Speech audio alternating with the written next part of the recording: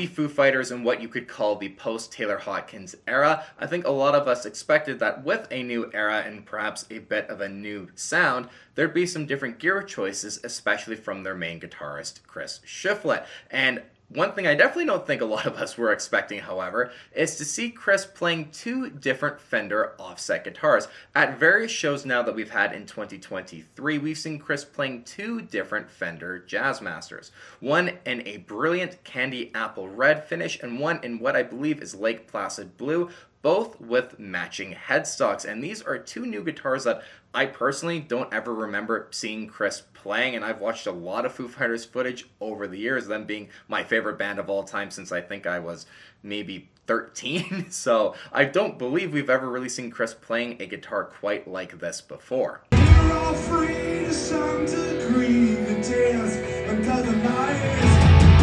But I'm just waiting to be bring me down tonight. Can you see quick and impress me? No, she's at the right. I've watched a lot of the Foo Fighters live performances from this year so far, just out of pure hype as well and excitement for the band to be continuing on.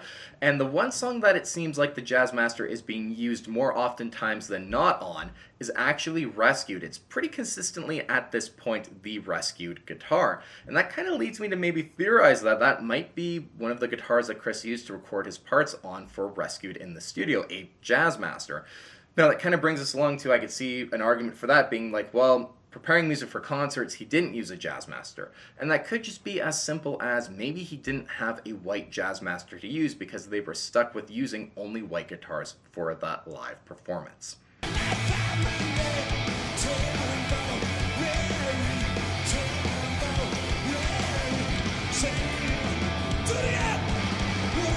Now, of course, it's not just Rescued that we've seen Chris using the Fender Jazzmaster with. The Pretender performance at Glastonbury is another great example with some really great footage as well of him using his candy apple red Jazzmaster. And if we had to speculate what these guitars exactly are, if you look at them, thanks to the really great shots we have of them, they definitely look way too shiny and new to be vintage. And now I'm no Jazzmaster guy, I'm not an expert on these guitars at all, but just based on looking at it, it does not appear like it's vintage at all, or else that would be the ultimate closet classic find where you find just something that's been sitting in someone's closet or underneath someone's bed since 1961, 1962, and then he went out and bought it, which is possible. But if I had to bet, knowing Chris's relationship with Fender, I would bet that Greg Fessler, who master built his Telecaster Custom, he probably master built him two of these Jazzmasters as well, in both the Candy Apple Red and Lake Placid Blue. And they even just are spec'd kind of like you'd expect Chris to spec it out.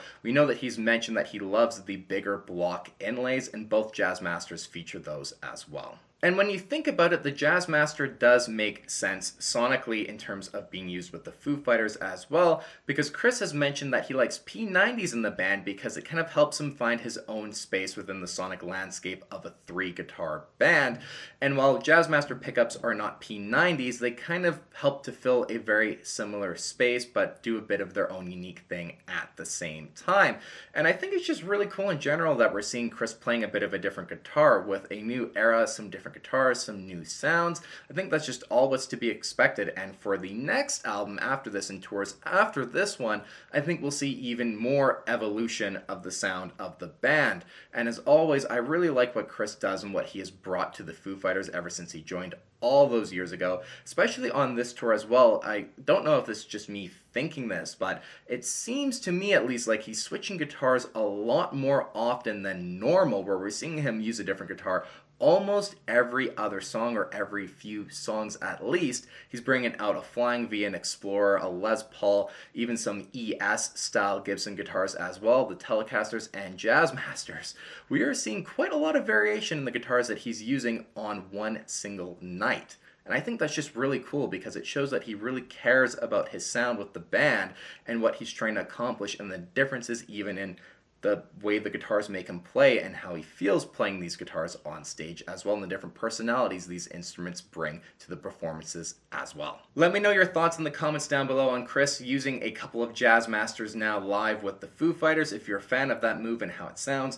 Personally, I think it's really cool to see. And again, I'm no expert on Jazzmasters at all, but I am pretty comfortable in saying that these are 99.9% some master-built Greg Fessler Jazzmasters that he built for Chris. Just knowing his relationship with Fender overall just makes the most sense to me. And it's really cool as well, just another one of my favorite guitar players picking up a Jazzmaster, because Ariel Posen as well as Chris Buck are two other players I'm a massive fan of, and they use Jazzmasters from time to time.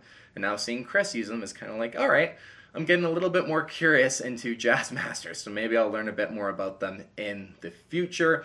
I hope you guys enjoyed today's video. I know a lot of you have been asking for more Foo Fighters content on the channel when I made just a few videos, because I am passionate about the band and their sound and just, you know, the Foo Fighters in general. So hopefully you enjoyed today's video. If you want to see more, if you have any ideas on topics for me to discuss, let me know in the comments down below. And as always, thank you guys so much for watching today's video.